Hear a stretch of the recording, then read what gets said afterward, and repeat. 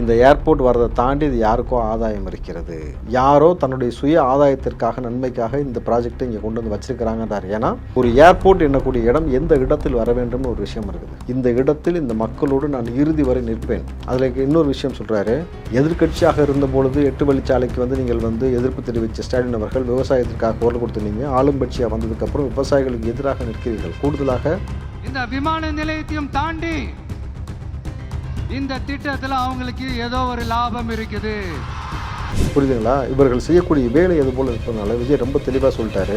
ஏன் ஊர், ஏன் மண், ஏன் மக்களை சந்திக்கிறதுக்கு நீங்கள் என்னப்பா புதுசாக பர்மிஷன் கொடுக்குறீங்க? இப்போ பரந்தூருக்கு தனியாக விசா பாஸ்போர்ட்லாம் வந்து அடுத்து வந்து தமிழ்நாடு கவர்மெண்ட் அறிமுகப்படுத்தும் போட்டிருக்கு. ஏன்னா அங்கே யார் போகணும், யாரை சந்திக்கணும், 13 கிராமத்தில் 9 கிராம மக்கள் தான் வரணும், குறிப்பிட்ட நபர்கள் தான் வரணும், இந்த நபர்கள் மட்டும்தான் இருக்கணும், இத்தனை மணிக்குள்ளே பேசணுன்றதெல்லாம் உச்சபட்ச சர்வாதிகார போக்கு. எந்த நாட்டிலையுமே நடக்காது. ஏதாவது எங்கெங்கிருந்தோ இங்கே வந்து வாழக்கூடிய நபர்கள்லாம் வந்து எல்லாத்தையும் போய் சந்திக்கிறதுக்கு அனுமதி கிடைச்சது. விஜய் சொன்னது, நீ என்ன ஊருக்குள்ளே வரக்கூடாதுன்னு சொல்கிற, எனக்கு புரியவே இல்லை, எனக்கு இது புதுசாக இருக்குது, என் ஊர் என் மக்கள் நான் வரக்கூடாதுன்னு சொல்கிறேன், நிச்சயமாக நான் வருவேன், திரும்பி தெளிவாக சொல்லிட்டு போயிட்டார். என்னை ஊருக்குள்ளே வரக்கூடாதுன்னு இருக்கல, பரந்தூருக்குள்ளே வருவேன், ஊருக்குள்ளே வருவேன்னு சொல்லிட்டு தான் இப்போ கிளம்பியிருக்காரு. இப்போ அவர் கிளம்புனதுடைய வேகம் என்னன்னாக்கா, நீ உங்ககிட்ட சொல்லி உங்ககிட்ட பர்மிஷனுக்கு எடுத்தாலும் தானே இவ்வளோ அக்கப்போர்ட் பண்ணுற. அப்போ சொல்லாமலாம் போவார், சொல்லுவார், நிச்சயமாக போவார். உங்களோட ஊருக்குள்ள ஏகனாபுரம் ஊருக்குள்ள வந்து அந்த திடல்ல தான் உங்க எல்லாரையும் மீட் பண்ணணும்னு நினைச்சேன். ஆனா எனக்கு பர்மிஷன் கிடைக்கல. இங்க தான் பர்மிஷன் கொடுத்தாங்க. நான் ஏன் ஊருக்குள்ள வரணும்னு தடையின்னு எனக்கு தெரியல. அடுத்தடுத்து விஜய் அவர்கள் அங்கங்கே போயிட்டு நீங்கள் வேங்க வேலுக்குள்ளெல்லாம் இந்த மாதிரி உங்கள்கிட்ட சொல்லிட்டுலாம் கேட்டுட்டுலாம் இருக்க முடியாது. நிச்சயமாக சொல்லாமல் கொள்ளாமல் ஊர் மக்கள்கிட்ட போய் நிற்பார். நீ என்ன பாதுகாப்பு கொடுக்குறது, என் மக்களே எனக்கு பாதுகாப்பு நிற்பாங்க. விஜயோடைய வருகையும் விஜயோட தாக்கமும் எந்த அளவுக்கு இருக்கும்ன்றது ராகுலுக்கு தெரியும். புரியுதுங்களா? 3 வருஷம் இருக்கக்கூடிய நபர்களை பற்றி நம்ம பெருசாக வந்து கவலைப்பட தேவையில்லை. இந்த மண்ணுக்கான இந்த மகனாக அவர் நிற்கிறேன்னு சொல்லும் பொழுது இந்த களம் எப்படி இருக்கும், இந்த களத்திற்கான சூடு எப்படி இருக்கும்ன்றதை இனிமேல் தான் பார்ப்பீங்க. விஜயை வா வா வான்னு கூப்பிட்டீங்களே, வரலன்னீங்களே, வர்றாருன்னே கழியுது.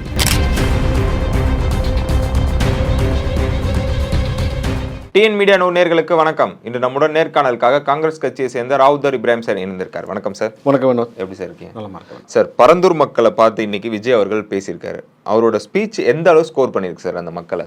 விவசாயிகளின் காலடி மண்ணை தொட்டுத்தான் என் அரசியல் பயணத்தை தொடங்க நினைத்தேன். இன்று உங்கள் வீட்டு பையனாக உங்களுடைய இந்த மண்ணிலிருந்து என்னுடைய களப்பணியை, என்னுடைய கள அரசியலை தொடங்கி இருக்கிறேன்னு சொல்கிறார் விஜய். குறிப்பாக சொன்னது, இந்த பரந்தூர் மக்களுக்காக நிச்சயமாக நான் நிற்பேன், களத்தில் கடைசி வரைக்கும் நிற்பேன். இந்த ப்ராஜெக்டை நீங்கள் கேன்சல் பண்ணணும். ஒன்றிய அரசிற்கும் மத்திய அரசிற்கும் அவர் சொல்கிறார், அந்த மத்திய அரசிற்கும் சரி மாநில அரசிற்கும் சரி நான் சொல்லக்கூடிய ஒரு மிக முக்கியமான செய்தியாக இது தான் இருக்கிறது. ஏன்னா நான் வளர்ச்சிக்கு எதிரானவன் கிடையாது.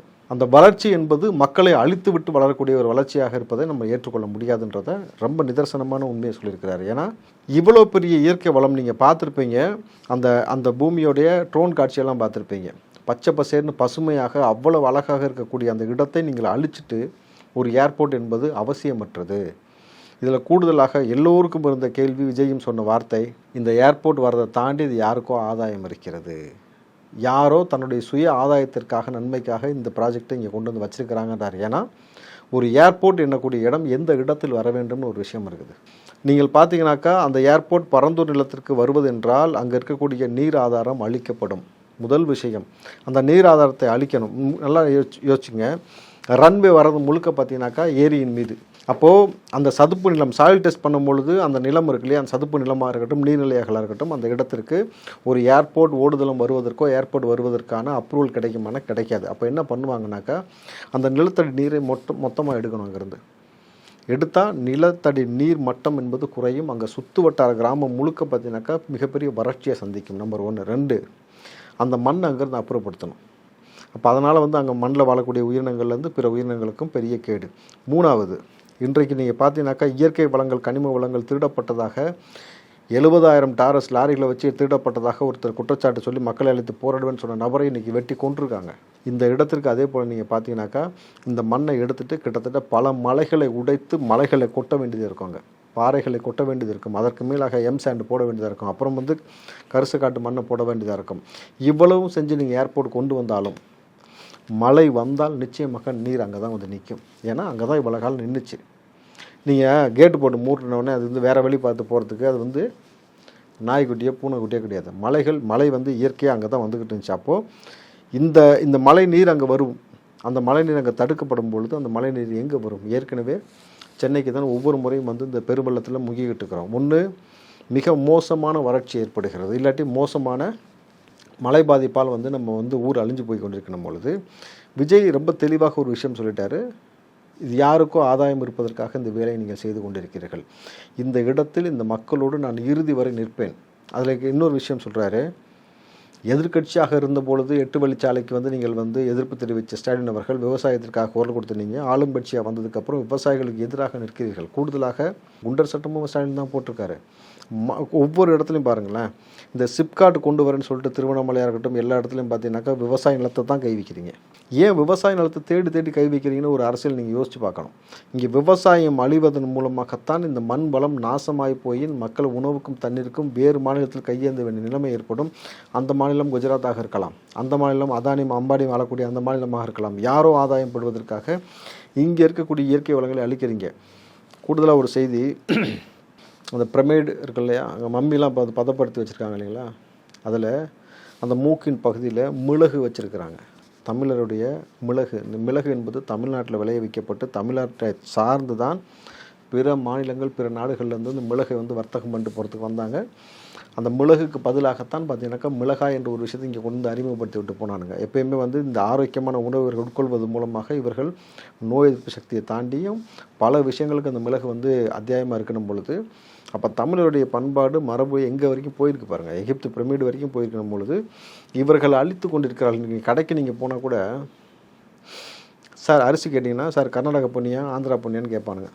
சாதாரணமாக தமிழ்நாட்டு அரிசியை பற்றி யாருமே சொல்ல போகிறாங்க நம்ம ஊரில் அழிச்சிட்டாங்க. புரியுதா உங்களுக்கு? அப்போது மிச்ச நச்சம் இருக்கிறதையும் கொஞ்சம் நச்சத்தையும் எல்லாம் அழிச்சு விட்டு போயிடணும். ஏன்னாக்கா இங்கே இவர்கள் போற்றி கொண்டிருக்கக்கூடிய போர்வை அது போல் திராவிட போர்வை, புரியுதுங்களா? இவர்கள் செய்யக்கூடிய வேலை அது போல் இருப்பதனால விஜய் ரொம்ப தெளிவாக சொல்லிட்டாரு. ஏன் ஊர் ஏன் மண் ஏன் மக்களை சந்திக்கிறதுக்கு நீங்கள் என்னப்பா புதுசாக பர்மிஷன் கொடுக்குறீங்க? இப்போ பரந்தூருக்கு தனியாக விசா பாஸ்போர்ட்லாம் வந்து அடுத்து வந்து தமிழ்நாடு கவர்மெண்ட் அறிமுகப்படுத்தும் போல் இருக்கு. ஏன்னா அங்கே யார் போகணும், யாரை சந்திக்கணும். 13 கிராமத்தில் 13 கிராம மக்களுக்கு வந்து நீங்கள் பார்த்தீங்கன்னா வெறும் 9 கிராம மக்களை மட்டும்தான் வந்து உள்ள அனுமதிச்சிருக்கீங்க. அது குறிப்பிட்ட எண்ணிக்கையில் தான் அனுமதிச்சிருக்கீங்க பொழுது இது சர்வாதிகார போக்கா இல்லையா? இல்லை சார், இப்போ இன்னொரு விஷயம் சொல்லப்படுது என்னன்னா, அவர் வெளியிலே நின்று பேசிட்டாரு, கிராமத்து மக்களை சந்திக்கவே இல்லை. ஆனால் வெளியில் நின்று பார்த்தீங்கன்னா அவங்க ரசிகர்களை தான் பேசியிருக்காருன்னு சொல்லப்படுது. இல்லை அத்தனை பேரும் வந்தீங்கன்னா கொஞ்சம் பேர் தான் ரசிகர்கள். மிச்சம் எல்லா கிராம மக்கள் அழைத்து வரப்பட்ட மக்கள் எல்லாருமே அங்கே நின்று தான் பேசுகிறாங்க. ஏன்னா க்ரௌட் அதிகமாக இருந்ததுனால நீங்கள் வந்து மண்டபத்துக்குள்ளே போனால் தள்ளுமுள்ளு ஏற்படும். நீங்கள் வந்து நாளைக்கு வந்து ஏதாவது ஒரு அசம்பாவிதம் ஏற்பட்டால் இல்லை கூட்ட நெரிசல் ஏதாவது ஏற்பட்டுச்சுனாக்கா சிக்கல். நீங்கள் நல்லா யோசிச்சு பாருங்கள் வினோத், 9 கிராம மக்களை கொண்டு வந்து ஒரே ஒரு கல்யாண மண்டபத்தில் அடைச்சா எப்படி அடைக்க முடியும்?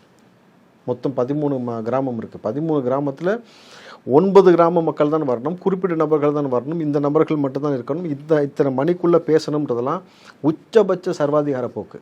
எந்த நாட்டிலையுமே நடக்காது. ஏதாவது எங்கெங்கிருந்தோ இங்கே வந்து வாழக்கூடிய நபர்கள்லாம் வந்து எல்லாத்தையும் போய் சந்திக்கிறதுக்கு அனுமதி கிடச்சிது. காந்தி நீங்கள் அப்படி தடுத்துருந்தீங்கன்னா சுதந்திரம் கிடச்சிருக்குமா? நேதாஜி யோசிச்சு பாருங்களேன்.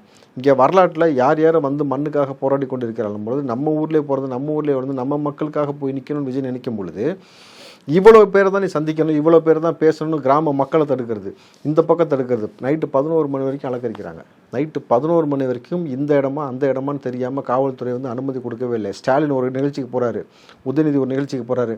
நைட்டு 11 மணி வரைக்கும் காவல்துறை இடத்த முடிவு பண்ணி சொல்லாமல் இருந்தால் அந்த காவல்துறை இடத்துல பணியில் இருக்க முடியுமா? தூக்கி கடாச்சிட மாட்டீங்க இந்நேரத்துக்கு. அப்போது திட்டமிட்டு விஜயை அலக்கரிக்கணும், புஷியானந்த் அவர்களை அலக்கரிக்கணும். எந்த இடம் இந்த இடம்னு சொல்லக்கூடாது. சொல்லிட்டா முன்னக்கூட்டியே வந்து க்ரௌடு வந்து குமிஞ்சிருவாங்க. மக்கள் வந்து ஊருக்குள்ளே வந்து எண்ணிக்கை பேஸில் நீங்கள் வந்து ஸ்கேன் பண்ணி அனுப்பக்கூடிய அளவில் நீங்கள் பண்ணிக்கிட்டு இருக்கிறீங்க பொழுது இந்த சர்வாதிகார போக்கு, இந்த ஆணவ போக்கு நிச்சயமாக விஜய் அழிச்சே தீர்வான்றதில் உறுதியாக இருக்கிறப்பல. ஏன்னா விஜய் சொன்னது, நீ என்ன ஊருக்குள்ளே வரக்கூடாதுன்னு சொல்கிற, எனக்கு புரியவே இல்லை, எனக்கு இது புதுசாக இருக்குது, என் ஊர் என் மக்கள் நான் வரக்கூடாதுன்னு சொல்கிறேன், நிச்சயமாக நான் வருவேன். திரும்பி தெளிவாக சொல்லிட்டு போயிட்டார், நீ என்ன ஊருக்குள்ளே வரக்கூடாதுன்னு இருக்கல, பரந்தூருக்குள்ளே வருவேன், ஊருக்குள்ளே வருவேன்னு சொல்லிட்டு தான் இப்போ கிளம்பியிருக்காரு. இப்போ அவர் கிளம்புனதுடைய வேகம் என்னன்னாக்கா, நீ உங்ககிட்ட சொல்லி உங்ககிட்ட பர்மிஷன் கேட்டதுனால தானே இவ்வளோ அக்கப்பூர் பண்ணுற. அப்போ சொல்லாமலாம் போவார், சொல்லுவார், நிச்சயமாக போவார். நல்ல ஒரு விஷயம் புரிஞ்சுங்க வினோத். விஜய் இதற்கு முன்னாடி வந்து இதே மாதிரி தான் அலக்கரிச்சிங்க, இங்கே அங்கே இங்கேன்னு அலக்கரிச்சு நீங்கள் அவருக்கு ஒதுக்கப்பட்ட இடம் வி சாலை, இப்போ ஒதுக்கப்பட்ட இடம் வந்து வீனஸ் மால், வி உங்களுக்கு புரியுதுங்களா? விஜயை நீங்கள் அடுத்தடுத்து அந்த விஜய்னாக்கா நீங்கள் நல்லா புரிஞ்சுங்க, வீணா விஜய், விஜயனா வெற்றி, அந்த வியை நோக்கி நீங்கள் தள்ளுகிறீர்கள், அந்த வெற்றியை நோக்கி தள்ளுகிறீர்கள் பொழுது பாலிடிக்ஸ்லையும் சரி விஜய்க்கு மிகப்பெரிய வெற்றி காத்து கொண்டு இருக்கிறது. இந்த 2 வியை முடிச்சுட்டு அடுத்த வி வேங்கை வயலுக்கும் போவார். அடுத்தடுத்து விஜய் அவர்கள் அங்கங்கே போயிட்டு நீங்கள் வேங்கை வயலுக்குள்ளெல்லாம் இந்த மாதிரி உங்கள்கிட்ட சொல்லிட்டுலாம் கேட்டுட்டுலாம் இருக்க முடியாது. நிச்சயமாக சொல்லாமல் கொள்ளாமல் ஊர் மக்கள்கிட்ட போய் நிற்பார். நீ என்ன எனக்கு பாதுகாப்பு கொடுக்கறது, என் மக்களே எனக்கு பாதுகாப்பாக நிற்பாங்க. பத்தாவதுக்கு தனியாக அவருக்கு தனியாக பாதுகாப்பு படையணும்னு வச்சுருக்காரு. போதும். அதனால தான் விஜய் சொல்லிட்டாரு, தெளிவாக சொல்லிட்டாப்புல, நான் பறந்து ஊருக்குள்ளே வருவேன், நீ என்னை வரக்கூடாதுன்னு சொல்ல முடியாது, நான் வேங்க வயலுக்கும் போவேன், எங்கெங்கெல்லாம் போகணும் என்னென்னலாம் செய்யணும்னு விஜய்க்கு தெரியும். மெரினா பீச்சுக்கு வந்தாப்புல, அனிதா வீட்டுக்கு போனாப்புல, எவ்வளோ இடத்துக்கு போயிருக்காப்புல. அதையும் ஒரு குற்றச்சாட்டாக தானே சார் வைக்கிறாங்க. ஏன்னா அவர் கூடவே எதுக்காக ஒரு அரசியல்வாதிக்கு இவ்வளோ பெரிய ஆடம்பரம் தேவையா அப்படின்னு. ஆடம்பரமே கிடையாதுங்க, இது அவசியமாக இருக்கிறது. ஏன்னா நீங்கள் விஜய்கிட்ட தள்ளுமுள்ளு ஏற்பட்டு நீங்கள் ஒன்றுமே இல்லை. அல்லு அர்ஜுன் பார்த்துருப்பீங்க, அந்த நிகழ்வில் கூட்டணிசில் ஒரு பெண்மணி இறந்தலாம். அப்போ இங்கே ஒரு அவசியம் ஏற்படுகிறது. அது நடிகர், இது அரசியல்வாதி இல்லை சார். மிகப்பெரிய நடிகர் தாங்க இப்போ அரசியலுக்குள்ளே வந்திருக்கிறாரு. நீங்கள் என்ன சாதாரணமாக நீங்கள் நடிகர்னவொடனே ஸ்டாலின் உதயநிதி மாதிரி எடுத்துக்கிட்டீங்கன்னு நினைக்கிறேன். அதுக்கு எதுக்கு நீங்கள் ஒப்பிடாதீங்க, அது சும்மா, புரியுதுங்களா? நீயும் பொம்மை நானும் பொம்மை நினச்சி பார்த்தா எல்லாம் உண்மைன்ற மாதிரி அது அவங்க கேட்டகரியே வேறு. ஆனால் இங்கே இருக்கக்கூடிய கேட்டகரியே டோட்டலாக கான்ட்ராஸ்ட் அப்படியே மாறுது இல்லையா? ஸோ விஜய் அவர்கள் பரந்தூருக்குள்ளே சொன்னது போல் போகணும், வேங்கையல் வயலுக்குள்ளே போகணும். திமுகவுக்கு அடியில் தீய வச்சு விட்ட மாதிரி அவர்கள் கத்தக்கூடிய வேலையை தொடர்ந்து செஞ்சு கொண்டே இருப்பார்கள். இதில் நம்ம கூடுதலாக பேச வேண்டிய ஒரு நிகழ்வு, ஆர்எஸ் பாரதி சொல்கிறாரு, இந்த பரந்தூரில் விமான நிலையம் வந்த பிறகு இதோடைய வளர்ச்சியை நீங்கள் பார்ப்பீர்கள் அப்படின்னு நேற்றே சொல்லிட்டார். அப்போ என்ன அர்த்தம்? மக்கள் 910 நாள் போராடினா கூட உதிர்ந்த மயிருக்கு ரோமத்துக்கு சமமாக நீ மதிக்காமல் போயிடுவேன். எல்லா அரசியல் கட்சி போனால் அவங்க மேலே கேஸ் போடுவேன். சீமான் போன வழக்கு, சவுக்கு சங்கர் போன வழக்கு, அடுத்து விஜய் போனாக்கா இவ்வளோ நேரம் தான் பார்க்கணும், இவ்வளோ தான் செய்யணும்.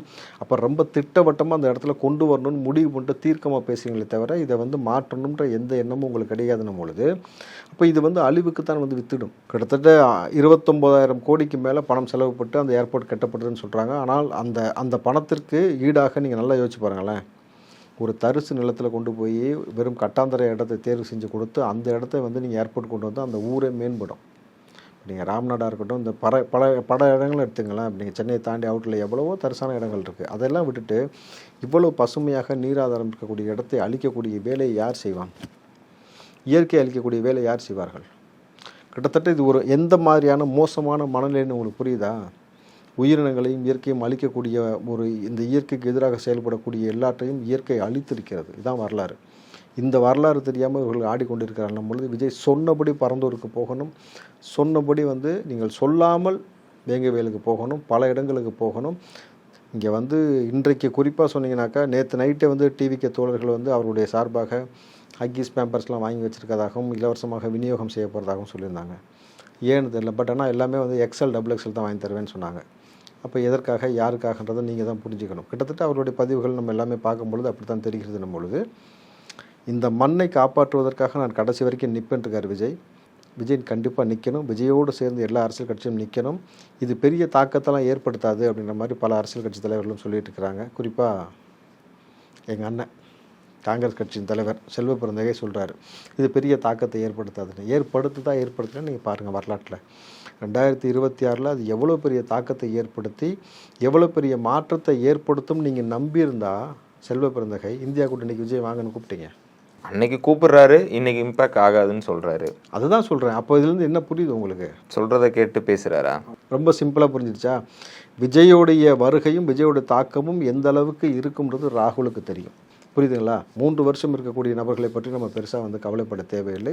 இந்த மண்ணுக்கான இந்த மகனாக அவர் நிற்கிறேன்னு சொல்லும் பொழுது இந்த களம் எப்படி இருக்கும், இந்த களத்திற்கான சூடு எப்படி இருக்கும்ன்றதை இனிமேல் தான் பார்ப்பீங்க. விஜயை வா வா வான்னு கூப்பிட்டீங்களே, வரலன்னீங்களே, வர்றாருனே கழியிறது. இந்த இடம் தான் சொல்கிறதுக்கு நைட்டு 11 மணி, 1 மணி நேரம் தான் அனுமதி, இவ்வளோ பேரை தான் பார்க்கணும்.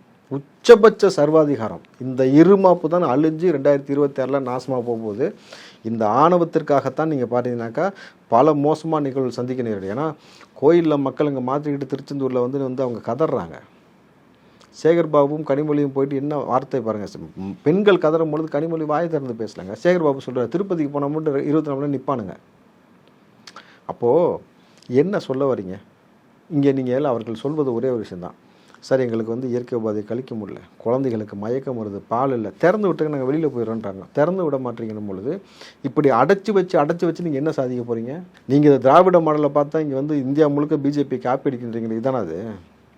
என்ன செஞ்சுருக்கணும்?